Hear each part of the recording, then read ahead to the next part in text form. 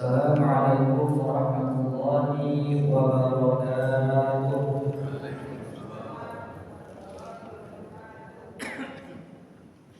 Alhamdulillah, alhamdulillahilladzi mana'ana ni'matan katsiratan hatta nastati'a an najtami'a fi hadzal masjidil haram. Tsumma shalatan wa salaman ala nabiyyina Muhammad sallallahu alaihi wasallam. Allahumma shalli ala Muhammad wa ala ali Muhammad.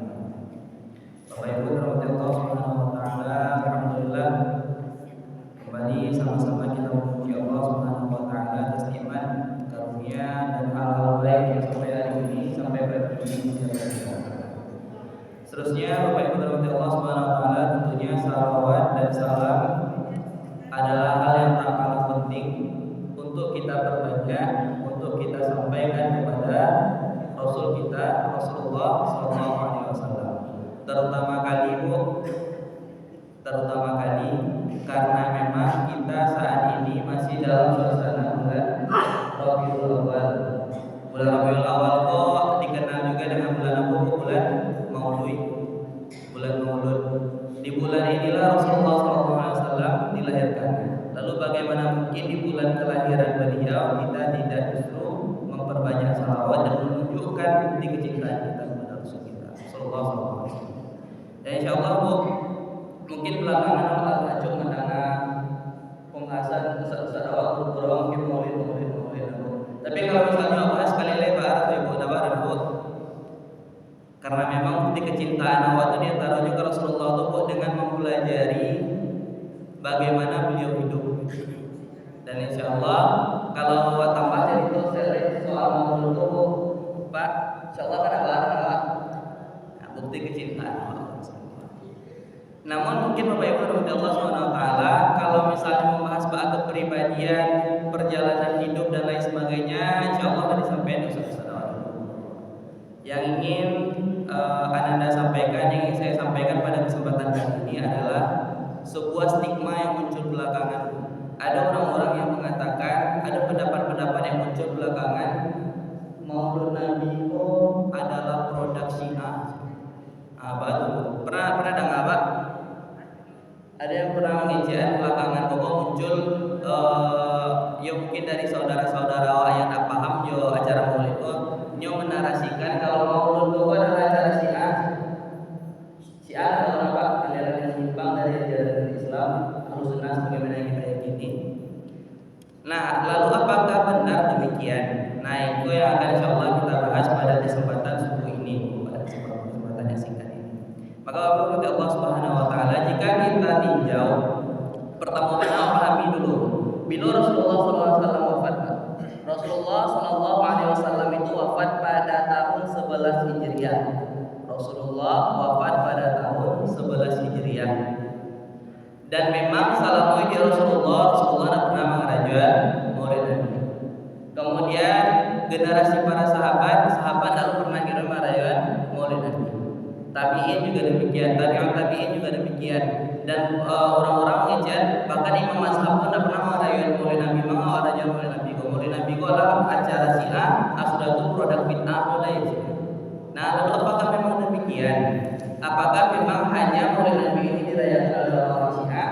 Maka mari kita lihat sejarah Bapak Ibu rahmati Allah Subhanahu wa taala, siapa saja yang ternyata pernah merayakan maulid Nabi. Maka pertama kali yang mengadakan maulid Nabi ini Pak, yang pertama mana mengadakan maulid Nabi kok memang dalam catatan sejarah itu diadakan oleh Al-Mu'izz li Dinillah, Sultan Al-Mu'izz li Dinillah. Al-Mu'izz li Dinillah Pak memang sultan atau raja dinasti Ubaid atau dinasti Fatimiyah yang kalau secara akidahnya Pak itu memang Syiah. Lalu apakah kemudian setelah memang Ikoko pertama kali dia ada di Syiah, kemudian awalnya beliau sama sekali mengerjakannya, atau apakah tak ada sultan-sultan raja-raja dari kalangan Ahlussunnah yang lain ini kok Pak dulu itu mengarajuan maulid Nabi kok? Maka kita lihat dalam sejarah, kalau Al-Mu'izz li Dinillah kok lagi aja tahun 362 Hijriah sampai 567 Hijriah Pak. Maka beberapa tahun kemudian Abu Sa'id Al-Muzaffar, gubernur Irak, Gubernur Irak itu notabene itu adalah Ahlussunnah sebagaimana kita yakini, juga mengadakan Maulid Nabi dan itu sekadang-kadangnya nyodor. Ketika itu Abu Sa'id Al-Muzaffar ini mengundang bahkan ketika di acara maulidnya itu seluruh ulama, seluruh fuqaha, ahli-ahli fikih dan juga ahli-ahli tasawuf ketika itu, dan seluruh masyarakat mereka beliau adakan secara besar-besaran di Irak.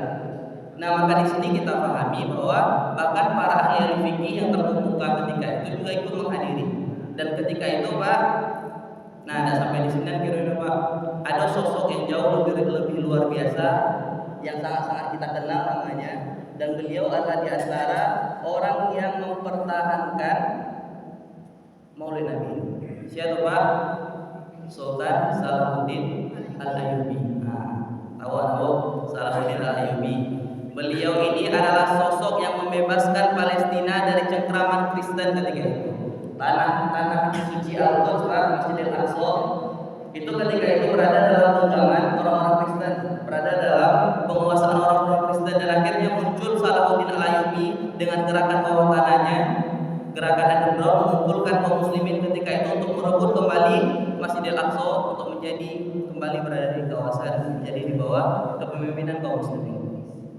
Nah, begitu sosok mulianya Salahuddin Al-Ayyubi, dan kita mengetahui awak memuji tentang Salahuddin Bapak dalam sejarah, saya memuji tentang kerendahan hatinya, tapi bahkan orang-orang Kristen ketika itu dalam catatan sejarah itu memuji Salahuddin Al-Ayyubi ini bagaimana rendah hatinya sebagai pemimpin, walaupun yang menjadi bawahannya itu ketika itu adalah orang-orang Kristen yang masih tersisa ketika dia sudah mengambil alih kembali Masjidil Aqsa.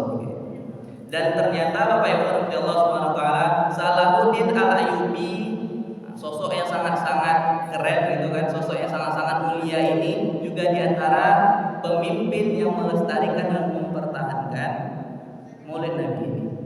Namun Maulid Nabi yang dipertahankan oleh Salahuddin ketika itu Pak, punya alasan dijelaskan oleh Syekh Ali Muhammad As-Salabi di dalam buku sirah yang beliau tulis. Maka Maulid Nabi itu Pak alam menjadi tradisi. Memang pertama kali yang adanya orang Syiah yang kan ajaran apa yang berbasisnya ketika itu di Mesir, dinasti Fatimiyah. Dan setelah lebih daripada itu, akhirnya ketika dua pada dinasti Syiah tadi Pak, acara-acara yang ditinggal, perayaan-perayaan yang ditinggal di orang Syiah tadi itu alam mengakar di tubuh kaum muslimin ketika itu. Sampai ke daerah-daerah Palestina yang saat itu menjadi wilayah kekuasaannya Salahuddin Al-Ayyubi. Jadi masyarakat ketika itu mulai merayakan Maulid Nabi, tidak sekedar Maulid Nabi loh Pak. Orang tuh merayakan Maulid Hasan, Maulid Husain, Maulid Ali, Maulid Fatimah. Nah, kan Ahlul Bait yang sangat-sangat dicintai oleh orang Syiah, selalu merayakan hari raya kelahiran ini. Dan kemudian Salahuddin Al-Ayyubi ini melihat banyak sekali hal-hal yang tidak tepat ketika itu selama perayaan Maulid Nabi ini. Di antara acara yang dirayakan orang Syiah itu Pak, waktu mencampur adukan. Misalnya ada kesyirikan kadang di acara Maulid itu. Ada bahkan meyakini bahwa Rasulullah ikui kadang di acara Maulid. Padahal kan mungkin ini hal yang perlu kita kaji, kita dibuka. Nah, akhirnya bahkan di acara Maulid orang Syiah dulu tuh Pak, dan telah menjadi kebiasaan masyarakat ketika itu Bu, adalah orang tuh dalam acara Maulid itu memaki-maki sahabat-sahabat Rasul, nyomakinya Abu Bakar, nyomakinya dicacinya Umar dan sahabat-sahabat lain selain daripada Ali. Dan kemudian Salahuddin Al-Ayyubi akhirnya menyingkirkan berbagai acara-acara yang sudah mengangkat tadi, Maulid Hasan, Maulid Husain, Hari Raya Asyura yang menjadi kebanggaan orang Syiah, itu disingkirkan oleh Salahuddin Al-Ayyubi dan beliau hanya meninggalkan Maulid Nabi ini. Maka ditinggal Pak di jalean Syekh Ali Salabi tadi, di antara alasan besar Salahuddin meninggalkan perayaan ini adalah karena ketika itu banyak sekali masyarakat dan tentaranya khususnya yang merasa kelelahan akibat perang salib atau kenal apa atau jihad fisabilillah ketika berhadapan dengan orang Kristen. Maka pasukan itu masyarakat ketika itu lelah di parah. Lalu baca wajah Salahuddin ku akhirnya memotivasi ulang para pasukan dan masyarakatnya ketika itu untuk kembali bersemangat berjihad di jalan Allah. Di antara itu tentunya mempertahankan tradisi yang ada ketika itu, yaitu Maulid Nabi. Dan isi Maulid Nabi itu kan tak jauh-jauh daripada mengingatkan kita pada perjalanan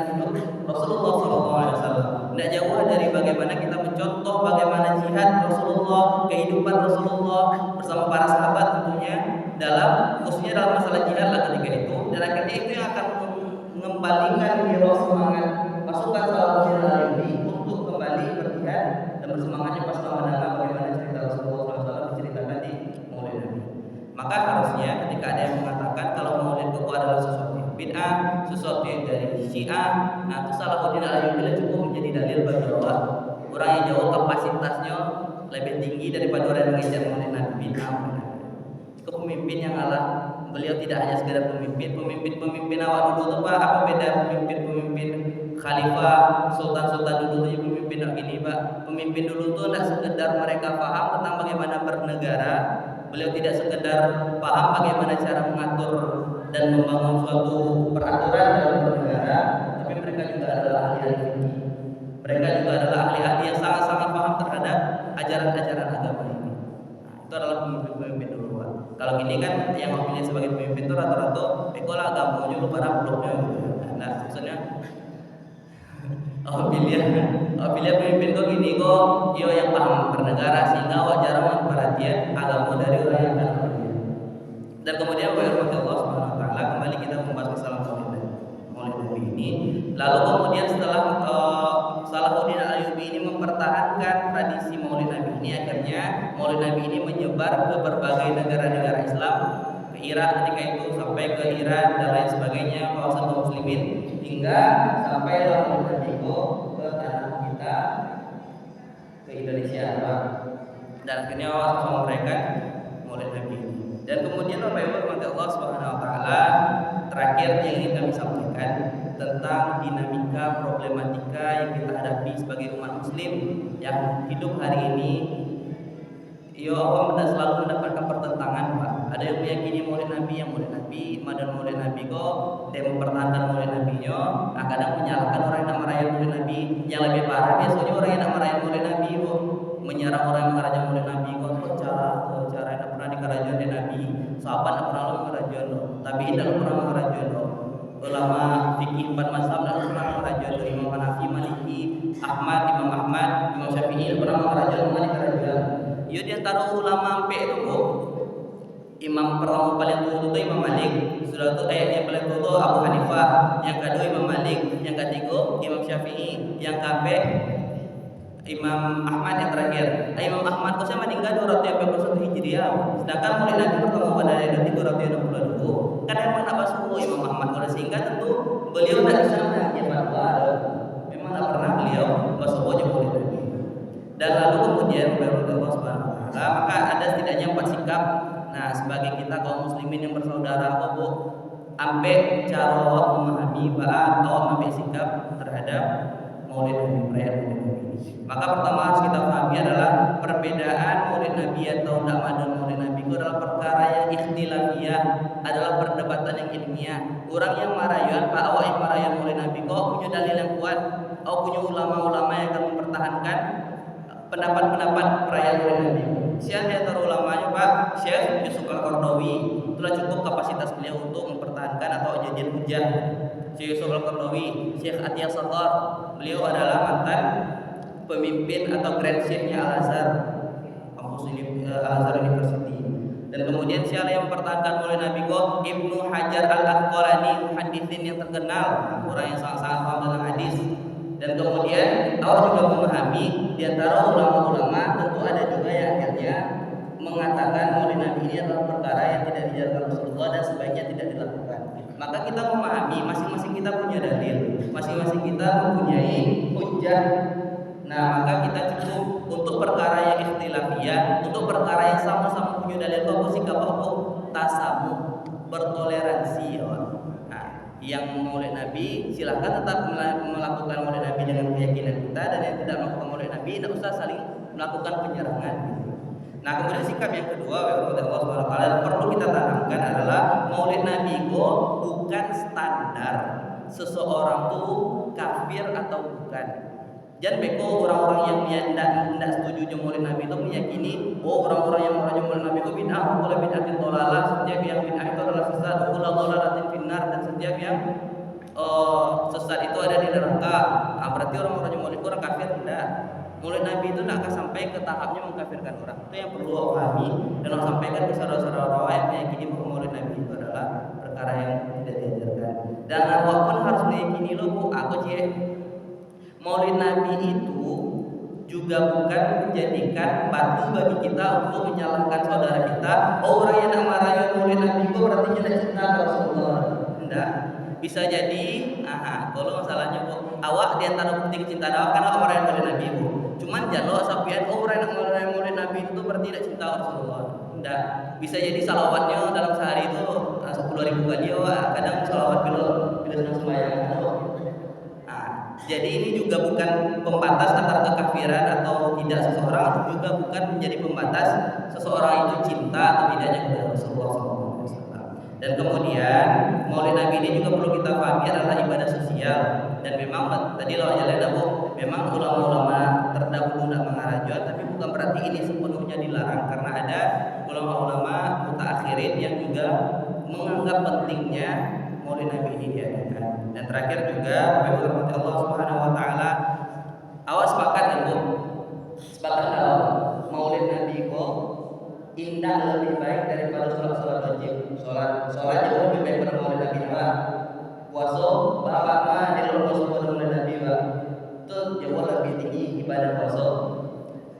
Begitu juga dengan haji umroh, pasti jauh awak yang meyakini maulid Nabi itu Pak, sebenarnya awak yakin kalau ibadah-ibadah yang wajib, ibadah-ibadah makhluk itu jauh lebih berarti daripada maulid Nabi. Nah, awak juga meyakini perayaan maulid Nabi itu kan lebih kadang daripada Idul Adha dan Idul Fitri yang ada. Kan awak tetap meyakini perayaan yang paling kadang itu perayaan apa Bu? Hari Raya Idul Fitri, Idul Adha. Harusnya tuh awak nak disalahan loh, kecuali awak Ramadan maulid Nabi itu lebih tinggi, lebih kadang acara maulid itu daripada acara hari raya gitu. Itu nampak mungkin orang tuh mengkritik awak. Tapi kan awak tak meragukan atau mengadakannya lebih besar, awak pun tak meyakini bahwa maulid Nabi itu tak lebih tinggi daripada sholat-sholat yang awak. Awak meyakini tak lebih tinggi daripada ibadah haji yang awak dan sebagainya. Nah, tentunya ini adalah hal yang perlu kita pahami dan mudah-mudahan pulang dari situ awak tahu awak adalah Nabi Muhammad pulang dari pengajian sebuah mudah-mudahan insyaallah kalau ada yang menginginkan maulid Nabi itu produk Syiah, maulid Nabi itu adalah produk bid'ah, minimal awal tahu hujah dan dalil maka maulid Nabi itu menjadi sesuatu yang baik bagi kita untuk mempertahankannya. Dan mudah-mudahan kita lebih bersatu setelah ini dan Allah tumbuhkan kesatuan serta persatuan di tubuh umat Islam yang hadir pada zaman ini. Mudah-mudahan kami sampaikan dapat menjadi pelajaran bagi diri kami terlebih dahulu semua. Hanya maaf, Assalamualaikum warahmatullahi wabarakatuh.